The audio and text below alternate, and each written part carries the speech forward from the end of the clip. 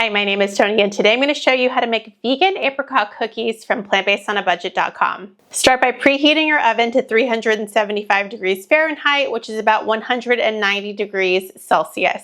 Also, line a half sheet pan with either parchment paper or something like I have, which is a silicone mat. When you're choosing a silicone mat, make sure you have one that's for your savory dishes and also one that's for your sweet dishes like this one. And I say that because I've learned the hard way that if you're doing something like fajitas dish and you have taco seasonings, it can really pick up on those tastes, and we don't want that for our cookies.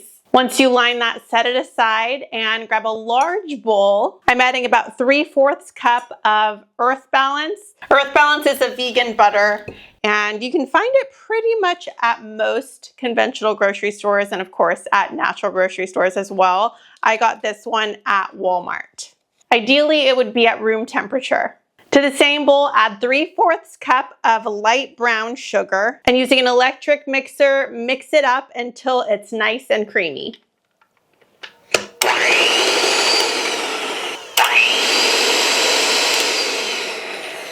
Set this aside. You can see that this didn't take too long because my vegan butter was at room temperature, but if it was not at room temperature and I had just got it from the refrigerator, it would have taken more time and it would have made more of a mess. You've probably seen it in some of my previous videos where I wasn't patient and used cold butter, but this way is the easier way that I recommend. Now add in some unsweetened applesauce. I like using these containers of applesauce because they're small and I don't seem to get through the big jars fast enough for it to not go bad.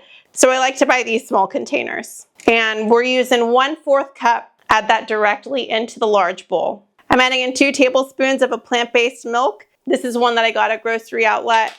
It's the Silk Almond Milk, higher protein, but you can use any plant-based milk that you have. Add in 1 teaspoon of vanilla extract, and we're gonna mix it all up again. Now I'm gonna set this aside while I work on doing my dry ingredients. As much as I love recipes with one bowl, I also know that I don't want my batter to be tough. So I have to mix the dry ingredients so that they're well combined and then pour them into the well combined wet ingredients. And that means I won't over mix it when it's all in one bowl. So with the smaller bowl, I'm gonna add in 2 cups of all-purpose flour, 1 teaspoon of baking powder. Make sure your baking powder is not expired. You gotta check the expiration date so that it does its job properly. 1 teaspoon of baking soda. You can optionally add in a teaspoon of cinnamon. I'm only gonna add in a tiny bit, but if you like the cinnamon flavor, you can go ahead and add up to 1 teaspoon. Now use a whisk and mix all of this up. You especially wanna make sure that that baking powder and baking soda is well combined. Now add the dry ingredients to the wet ingredients, and we're going to use our electric mixer once again to make sure everything is well combined.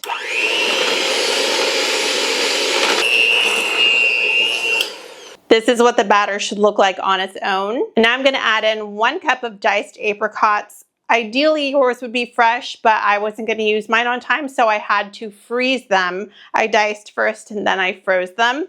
And I'm gonna add those in and gently mix them into my batter. I'm not sure if you've seen the episode of the television show called Schitt's Creek, where they're talking about folding in the cheese. But every time I fold something in, like we're doing now, I think of that episode. Also, I'm curious, do you say apricot or apricot? I know I mentioned this in a previous video of the apricot upside down cake, but I'm always curious to know how people pronounce it because my husband says apricot and I say apricot. And I wonder if it depends on where someone is from. He grew up in Maryland near DC, and I grew up in California. So I'm wondering if that could be why I say apricot and he says apricot. This looks good. Set that to the side and grab my baking sheet. Now I'm going to use a 1 tablespoon cookie baller and add them by the spoonful to my baking sheet. You want to give a little bit of space so that they can spread out. I would say about an inch. I love having a cookie baller.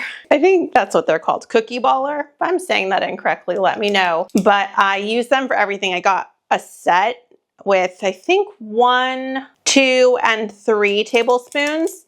And I use the 3 tablespoons all the time for my muffins. And then of course I use these for my cookies. And it just makes everything much more uniform. But if you don't have a cookie baller, you can use an actual tablespoon and maybe a spoon to spoon it out of the tablespoon. Or you can just use a spoon and roll them into little balls. For a long time, I didn't have fancy equipment. I didn't have kitchen tools is what I mean. And I made do.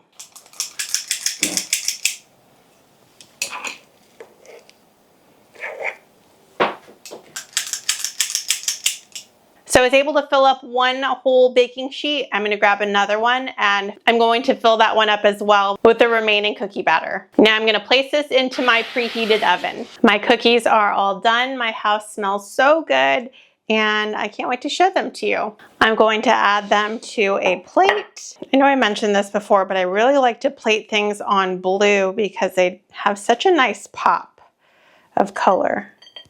I also forgot to mention that when you're baking them, you can do around 13 to 15 minutes. Mine were at 15 minutes and they are perfect. You can see that the bottom is nice and browned, but it's not burned. All right, these are done. They look so good, so beautiful. And although these are made with apricots, you can easily swap in peaches or nectarines. It's very versatile. And I'm gonna take a bite because it looks so good. My apricot is tart and it's a nice balance between tartness and sweetness. I'm gonna put the link to the printable recipe in the caption. If you decide to make it, I'd love to hear what you think. Please let me know in the comments and thank you so much for watching today. I really appreciate it. Have a great rest of your day. Bye.